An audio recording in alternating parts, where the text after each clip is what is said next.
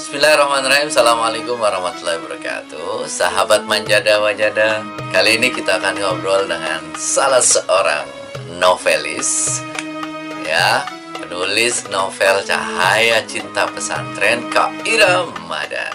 Kak Ira ini adalah alumnus pesantren Raudhah Al-Hasanah, Medan. Nah, novel Cahaya Cinta Pesantren itu juga bercerita tentang perjalanannya menjadi santriwati mulai dari masuk kelas 1 sampai kelas 6. Menarik sekali untuk diceritakan. Dan perjuangan menulisnya juga luar biasa. Ditulis pas saat mahasiswi, ya, pakai tulisan tangan. Selesai kemudian ditulis di komputer. Tahun-tahun ke berbagai penerbit ditolak, sampai akhirnya kemudian diterbitkan oleh penerbit Tiga Serangkai Solo.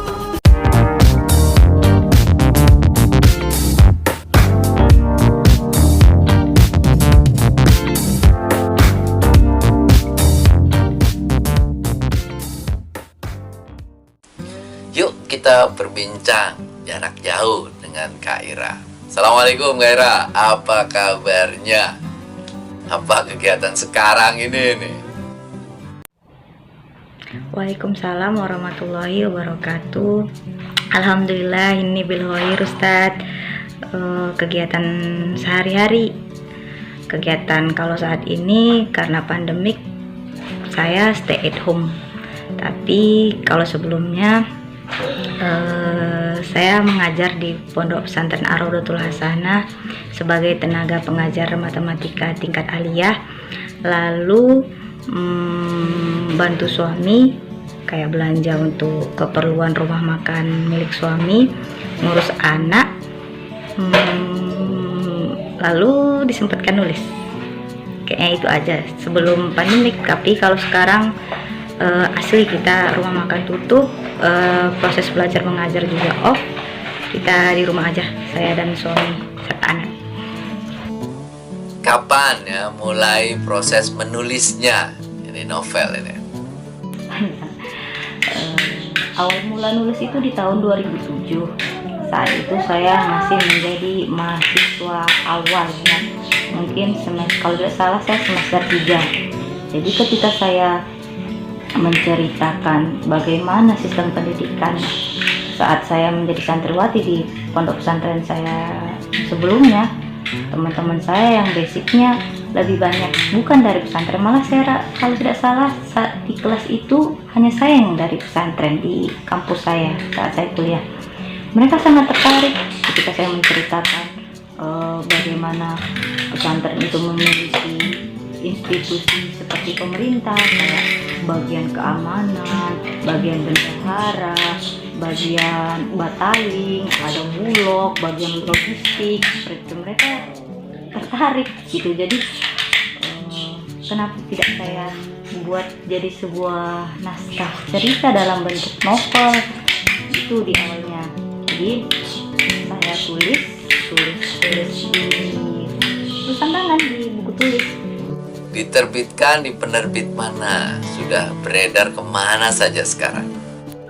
Jadi setelah naskahnya, ini anak saya. Hai.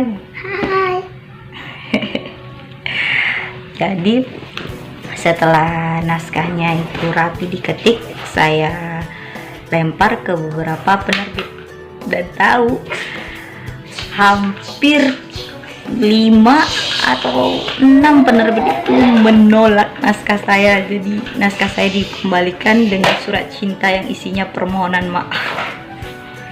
Iya, jadi untuk penulis pemula itu nggak boleh menyerah saat naskah kita dinyatakan ditolak.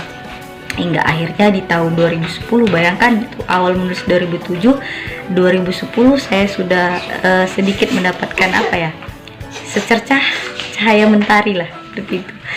Jadi ada salah satu penerbit yang menerima naskah saya untuk dijadikan novel, tapi dengan syarat pada saat itu mereka menunggu surat panggilan atau saya lupa, yang penting mereka menginginkan novel saya ini nanti mereka terima naskahnya, katanya bagus, mereka menerima dan siap menjadikannya novel apabila bagian perpustakaan nasional itu mau mengambil novel ini untuk dijadikan bagian dari buku-buku perpustakaan daerah di seantero Indonesia. Jadi saya disuruh menunggu dari 2010, saya tunggu hingga akhirnya kalau tidak salah di 2012 mereka meminta, oh ya udah deh Mbak Ira, kami beli putus naskahnya. Jadi mereka bayar dengan uang sekian rupiah, tapi novel itu tetap nanti diterbitkan atas nama Mbak Ira, tapi Mbak Ira sudah tidak punya hak cipta sama sekali karena itu sudah dibelikan secara beli putus. Saya konsultasi ke beberapa teman, saya putuskan untuk sudah deh, berarti memang bukan rezeki saya di penerbit ini itu, jadi saya tarik lagi naskahnya. Saya jatuhkan novel saya di penerbit sekarang ini, di penerbit 3 Serangkai Solo. Ya, alhamdulillah 2013 novel saya beredar di seluruh Indonesia, termasuk toko-toko Gramedia, toko-toko tradisional dan juga Gramedia. 2013 menjelang 2014 saya sudah mendapatkan tawaran novel ini difilmkan menjadi untuk diangkat menjadi film layar lebar nasional. Alhamdulillah, dari saat itu sutradaranya Mas Raymond Handaya. Cahaya Cinta Pesantren itu bercerita tentang apa? Novel Cahaya Cinta Pesantren itu sendiri atau di kalangan santri sering disebut dengan novel CCP, berkisah tentang kehidupan santriwati, bagaimana cara berbaur, beribadah, belajar di sebuah pondok pesantren yang berbasis KMI, Kuliatul Muallimin Al-Islamiyah. Bedanya dengan Lima Menara, kalau Lima Menara itu kisah tentang santri putra, di CCP atau Cahaya Cinta Pesantren itu berkisah tentang santriwati putri, santriwati. Kalau ada juga bedanya, kalau di Lima Menara itu tentang murid baru yang berasal dari jenjang SMP atau sanawiyah, sedangkan di CCP ini berkisah tentang santriwati yang baru masuk di pondok pesantren setelah mereka lulus sekolah dasar, jadi lebih awal mereka masuk, lebih kalau dari segi umur mereka lebih muda, lebih kalau di Lima Menara mereka kan sudah matang dari sanawiyah baru mondok jadi santri, sedangkan di Cahaya Cinta Pesantren ini kisahnya tentang santri baru, suami saya santri baru yang berasal dari tingkat sekolah dasar, jadi mereka betul-betul masih cengeng ya, masih dekat dengan orang tua, lalu tiba-tiba berpisah dan memang diwajibkan mondok jauh dari orang tua dengan segala problema, disiplin dan hiruk pikuk dunia santri.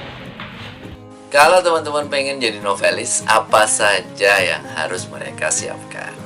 Yang pertama, standar sih, niat dan keinginan yang mantap.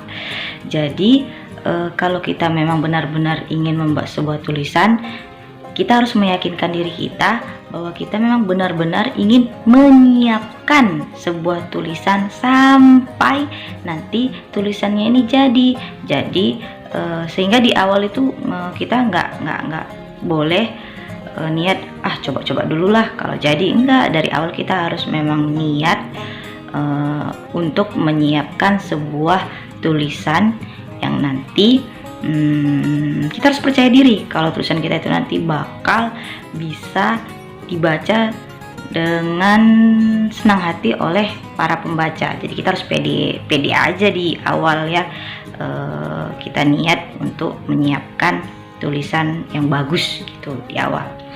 Lalu yang kedua, kita harus membuat rumus ide utama. Jadi sebelum kita merumuskan ide utama, sebaiknya kita punya banyak referensi. Jadi kita sebelum kita buat rumus tadi, kita sudah banyak membaca tulisan ya, buku yang jenis tulisannya itu sama dengan yang akan kita tulis. Jadi misalkan kita akan menulis sebuah tulisan fiksi yang bergenre teen lit, jadi banyak-banyaklah membaca buku fiksi yang jenisnya teen lit. Misalkan horor ya, kita perbanyak referensi, dan referensi itu juga bukan hanya diperbanyak tapi dibaca.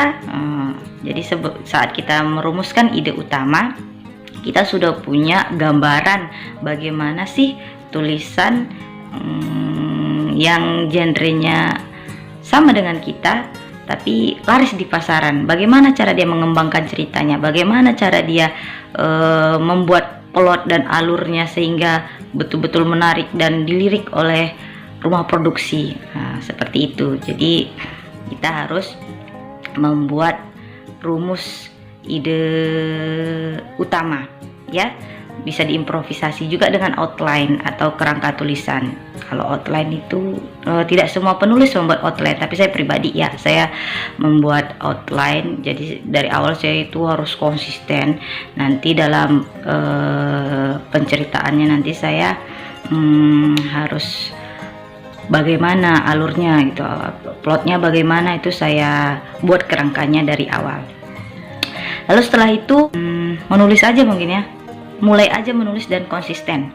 Jadi daripada harus dipikir-pikirin kebanyakan bikin rumus, tulis aja. Setelah ada rumus ide utama atau outline yang kamu anggap itu membantu dalam pengembangan ceritanya, segera tulis. Jangan tunggu lama-lama. Segera tulis dan ingat konsisten ya. Jadi kalau mau menulis novel, langkah-langkahnya apa saja? Kalau novel itu berbasis kisah nyata, apa yang harus dilakukan biar novel itu menjadi menarik? Yang pertama, kita harus menentukan audiens dari tulisan kita. Jadi tulisan kita itu nanti yang baca siapa, dari kalangan mana? Apakah dari kalangan remaja, apakah dari kalangan anak-anak kah, atau dari kalangan dewasa? Dan bisa juga untuk semua umur. Jadi yang pertama itu kita harus menentukan audiens untuk tulisan yang akan kita publish nanti, itu audiensnya dari kalangan mana. Lalu yang kedua, kita harus menentukan ide cerita dan tema yang benar-benar kita kuasai, agar tulisan kita itu seperti memiliki soul, punya jiwa. Jadi pembaca itu bisa hanyut dalam kisah yang kita tulis. Ini cerita novel ya, dari kisah yang kita tulis, karena kita benar-benar menguasai bahan. Jadi istilahnya tulisannya seperti real gitu, benar-benar natural saat dibaca. Yang ketiga tadi, menulis dengan semenarik mungkin, membuat plot yang menarik, membuat setting dari cerita itu juga harus menarik, dengan bahasa yang ringan dan menarik, bahasa yang baik ya. Jadi kalau isi dari cerita kita menarik, pasti pembacanya suka. Kenapa suka? Karena menarik. Bagaimana caranya membuat konflik itu bisa menjadi menarik? Konflik yang menarik. Kalau itu saya juga sedang belajar membuat konflik yang menarik, karena kalau udah konflik kita menarik, tulisan kita pasti bagus sekali. Tapi saya rasa ini versi saya ya, yang paling penting itu kita memang harus fokus dengan ide cerita utama, karena dengan begitu cerita kita itu nggak melebar kemana-mana gitu. Jadi ide cerita utama itu juga merupakan termasuk di dalam konflik utama kan. Jadi kalau kita fokus di ide cerita utama, naskah kita itu bisa dibaca dengan utuh oleh pembaca. Lalu kita saat membuat konflik itu kita juga harus menghadirkan menghadirkan kejutan dalam cerita. Jadi para pembaca itu tidak segampang itu menebak cerita kita, ya. Termasuk konfliknya dalam konflik yang kita buat, kita harus membuat atau kita harus menghadirkan kejutan dalam cerita itu. Kita juga bisa mengembangkan konflik utama menjadi anak konflik kayu. Jadi misalkan kita buat permasalahan, jadi dari permasalahan utama itu akan muncul masalah baru. Jadi saya rasa membuat anak konflik itu juga menarik, ya. Lalu agar tidak terkesan datar, kita juga bisa membuat grafik konflik. Jadi dari awal itu pembangunan konfliknya bagaimana, nanti setelah alurnya jalan pun kita sampai ke cerita puncak konflik, ya kan, kayak grafik gitu ya. Udah sampai ke puncak konflik, lalu turun, kita kembangkan lagi cerita kita hingga sampai di titik penyelesaian konflik itu sendiri. Apakah di novel ini kita butuh membuat outline? Seperti apa outline untuk novel? Tidak semua penulis sih sebenarnya membuat outline. Saya pribadi juga terkadang buat, terkadang enggak, tapi masing-masing penulis outline-nya itu beda-beda. Gimana nyamannya kita membuat outline aja, tidak ada prosedur utama. Ya harus begini buat outline, kalau tidak seperti ini kerangka tulisannya nanti tulisannya ambiar. Enggak, masing-masing penulis boleh membuat outline atau kerangka tulisan versi mereka masing-masing agar nanti tulisannya menjadi sempurna, baik gitu ya, kokoh. Kalau saya pribadi biasanya saya buat outline itu kerangkanya saya bagi menjadi 3 bagian. Bagian awal, bagian tengah, bagian akhir. Di bagian awal itu biasanya saya membuat gambaran untuk karakter utama, masalah utama, lalu tindakan si karakter itu dalam penyelesaian masalah. Itu untuk awalnya. Kalau bagian tengahnya saya membuat detail tindakan apa yang dilakukan karakter utama, detailnya itu di bagian tengah. Lalu di bagian akhir solusi dan konsekuensi dari dari semua tindakan tadi. Yang di bagian tengah tadi itu solusi dan konsekuensinya itu apa gitu. Lalu saya tambahkan talking point, mungkin kita bisa buat talking pointnya, dan ditambah juga anak saya nangis, ditambah juga dengan beberapa keterangan, itu pun kalau memang diperlukan. Jadi intinya outline itu adalah kerangka tulisan, ya. Dari awal kita buat kerangka sebelum memulai bab pertama. Tapi dalam membuat outline itu bebas, senyamannya kita aja, dan tidak wajib. Jadi waduh, saya tidak buat outline, nanti tulisan saya nggak bagus. Nggak semua penulis juga membuat outline. Jadi kalau kita memang nyaman membuat outline, buat aja versi kita.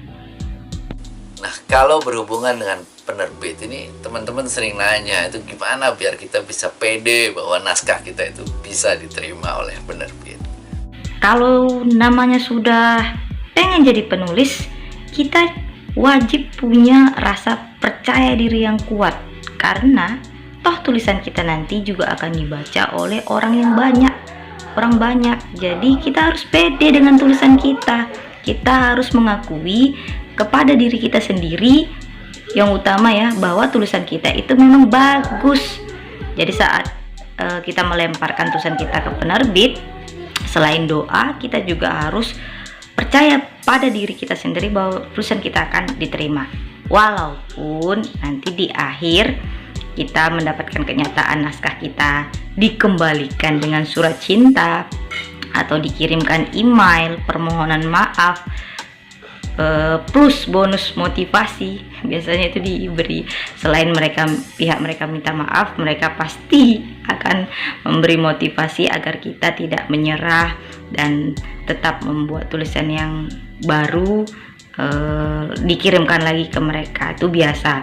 Jadi tetap saja kita harus percaya diri. Saya malah terlalu percaya diri sampai kadang kalau ada yang mengkritik naskah saya terkejut, lah apa iya gitu. Padahal nanti saya akan berpikir lagi, dan ternyata kritik-kritik itu terutama dari editor ya, kalau sudah diterima nanti kita juga tulisan kita juga akan diedit oleh editor sebelum terbang ke pasaran. Kritik-kritik mereka itu sangat membangun dan membuat tulisan kita semakin kokoh dan semakin bagus. Jadi keep confidence, tetap percaya diri ya, dan tulislah dengan sebaik mungkin. Kalau kita mau nulis buku, ini faktor apa yang paling penting biar buku cepat selesai? Saya rasa cuma satu, konsistensi dalam kepenulisan naskah. Jadi kalau kita konsisten sedikit tapi ujungnya nanti naskah kita insya Allah pasti selesai. Tapi dibandingkan dengan kita menulis banyak-banyak tapi tidak konsisten, bisa sebulan sekali, saya rasa susah selesai. Lagi pula kalau dia tidak konsisten, tidak setiap hari, jaraknya jauh dari tulisan pertama dengan sambungan tulisan yang kedua ya, itu ide-idenya udah buyar. Kita juga bisa tidak ingat lagi dengan ide fresh yang sebelumnya ingin kita kembangkan. Apa harapan dan target ke depan? Saya bisa lebih produktif lagi, menulis lebih banyak buku lagi. Ini novel ketiga juga sudah sedikit lagi akan selesai dan dipublish. Novel kedua, ketiga dan seterusnya bisa mengikuti jejak novel pertama. Mudah-mudahan bisa difilmkan, amin ya Allah, amin ya rabbal alamin. Dapat undangan kepenulisan di berbagai kota lagi, amin ya Allah. Bisa kolaborasi dengan Al Ustadz Akbar Janudin. Jangan lupa undang-undang ya Ustadz kalau ada event. Lalu untuk kepenulisan saya ingin mencoba juga untuk menulis skenario. Jadi saya alhamdulillah sudah masuk komunitasnya, sudah kenal dengan beberapa penulis skenario senior. Jadi sekarang tinggal belajar dan membuat tulisan yang berjenis skenario. Baiklah, terima kasih banyak Kak Ira, ini luar biasa ya. Alhamdulillahirabbil alamin. Terima kasih kepada teman-teman semuanya yang sudah menonton video ini. Syukron kasiron. Dan terima kasih kepada Ustadz Akbar Jainuddin. Terima kasih Ustadz, jazakallah khairan kasiron. Saya sangat senang sekali bisa berbagi di sini tentang kepenulisan fiksi, karena memang saya selalu senang membahas tentang kepenulisan fiksi. Jadi bagi teman-teman yang tadinya mempunyai pertanyaan yang belum terjawab di grup misalkan, karena keterbatasan waktu jadi tidak sempat saya balas, boleh langsung memberikan pertanyaan di Instagram saya melalui DM ya. Insya Allah walaupun saya jarang upload foto, tapi saya selalu menyempatkan waktu insya Allah membalas pertanyaan-pertanyaan tentang kepenulisan fiksi. Jadi boleh langsung kunjungi Instagram saya Iramadan, lalu ajukan pertanyaannya, tapi follow dulu ya. Lalu yang mau nonton Cahaya Cinta Pesantren silahkan, karena film Cahaya Cinta Pesantren sudah ada di pelbagai aplikasi film nasional seperti Viu, nasional internasional ya, Viu, Mox dan lain sebagainya. Juga ada di YouTube, tapi mungkin kalau di YouTube tidak sebagus yang original ya. Kalau di YouTube ada juga di Facebook, karena silahkan menonton. Semoga suka dan semoga kita semua selalu dan senantiasa diberikan semangat positif, terutama dalam keadaan seperti sekarang ini ya. Semoga semua segera normal, kita tetap positif, kita tetap semangat dan menghasilkan karya luar biasa. Amin ya Allah, amin rabbal alamin. Sekali lagi terima kasih. Wabillahi taufiq wal hidayah. Assalamualaikum warahmatullahi wabarakatuh. Terima kasih, mudah-mudahan pandemi ini cepat berlalu. Mudah-mudahan Kak Ira, keluarga selalu sehat, berkah ilmunya, tambah banyak rezekinya. Mudah-mudahan selalu dalam lindungan Allah Subhanahu wa Ta'ala. Demikian teman-teman, mudah-mudahan bisa menginspirasi. Assalamualaikum warahmatullahi wabarakatuh. Rekan-rekan sekalian, materi-materi tentang bagaimana menulis itu saya rangkum dalam buku saya, Uktub Panduan Lengkap Menulis Buku dalam 180 Hari. Ini buat para penulis, ada panduan lengkapnya di sini. Mulai dari bagaimana kita mengeluarkan ide, buat outline, menulis, merevisi, dan juga mengirimkan kepada penerbit. Dilengkapi ini lebih dari sekitar 150-an lah alamat-alamat penerbit seluruh Indonesia. Yang mau pesan silakan ya, langsung saja WA